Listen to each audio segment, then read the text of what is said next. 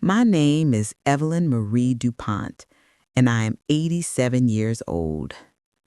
I've spent most of my life right here in southern Louisiana, where the air is warm even at night, and the cicadas sing louder than church bells. People say the South has a slow, steady heartbeat, and maybe that's true. But mine is always beaten to the sound of one man's voice, a voice I haven't heard in more than 60 years. I was only 17 the summer I fell in love.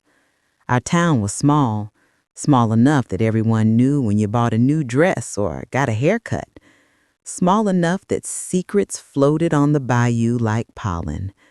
But that summer felt different, like the whole world had widened just enough to let something new drift in. His name was Thomas Rivera. He wasn't from our town. He came from New Orleans with nothing but a guitar strapped to his back and a smile that could melt butter on a cold day. He had this soft, raspy voice that made you feel like he was singing just to you. Folks used to say he sounded like the river, calm on the surface, but hiding 1,000 stories underneath. The first time I saw him, he was performing at the little cafe on Jackson Street. He sat on a wooden stool, tapping his boots softly on the floor, eyes half closed as he sang a song I'd never heard before. Light from the oil lamps flickered against his face, and his voice drifted through the room like warm smoke. I was standing by the counter, pretending to wipe the same spot over and over just so I could keep watching him. When he finished, he looked right at me and smiled, slow, easy, gentle. After that night, he stopped by the cafe often. Sometimes he came to sing, sometimes to drink sweet tea, sometimes just to sit and talk to me while I worked. He'd hum little melodies under his breath, always writing new songs in a small notebook he kept in his pocket. One day he told me, "Evelyn, a song don't mean nothing unless it's about something real." I didn't know what he meant at the time, but I learned soon enough. By August, everyone in town knew we were sweet on each other. We'd walk by the river in the evenings, fireflies glowing like tiny lanterns around us. We'd sit on the old wooden dock with our feet dangling above the water. He'd strum his guitar, singing songs he swore no one else had heard yet. Sometimes I'd close my eyes and imagine the two of us living in a little house by the water, listening to his music while the world went quiet. But dreams, especially the good ones, have a way of shifting when you least expect it. Thomas had been offered a chance to sing in a real jazz club in New Orleans, a chance musicians prayed for. He told me about it on a humid night in late September. The sky was purple, the moon low, and the river darker than usual. He said, "Evelyn, this could change everything. But I don't want to go if you want me here." I did want him there, but I also loved him enough not to stop him. I told him to go. I told him to follow that dream wherever it led. He held my hands and said, "Evelyn, then wait for me. Just wait. I'll be back before Christmas, and when I come back, we'll make this real." He kissed me, soft, slow, like a promise. He left 2 days later.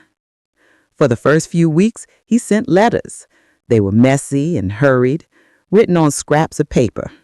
He told me about smoky rooms filled with music, about crowds cheering his name, about opportunities that scared and excited him at the same time. His last letter said he was taking a small boat from New Orleans down to a club along the river, said he'd be back within the week. But he never came. That night, a storm hit harder than we'd seen that season. The river rose fast, twisting and churning, swallowing branches and whole pieces of the bank. Lightning cracked the sky open. People said they heard boats struggling in the dark. The next morning, debris washed up along the shore. Wooden planks, rope, part of a broken lantern. The sheriff said a boat had capsized. No bodies found. Just pieces. Just silence. I waited on that dock every evening for months. Some nights I'd swear I heard his voice drifting over the water, singing the song he wrote for me. Other nights, the river felt cold and cruel, hiding what I wasn't ready to know. Eventually, the world pushed me forward. My parents needed help. My sister had children I helped raise. Years passed like pages turning in a book I wasn't ready to read. I married a good man, a patient man. We built a home together, a home filled with steady warmth. But sometimes, when the nights were quiet and the air smelled like rain, I'd feel that old ache rise in my chest. Because some loves don't fade. They settle into your bones. When I think of Thomas now, I don't think of the storm. I don't think of the river swallowing his name. I think of the boy who sang in dimly lit cafes, who handed me wildflowers he'd picked from the roadside, who kissed me by the water like the world was ours. I think of the dreams he carried and the music he left behind. If I could speak to that young girl I once was, I'd tell her this: the people we lose are never really gone. They stay with us in the songs we remember, in the stories we tell, and in the places where we once loved them.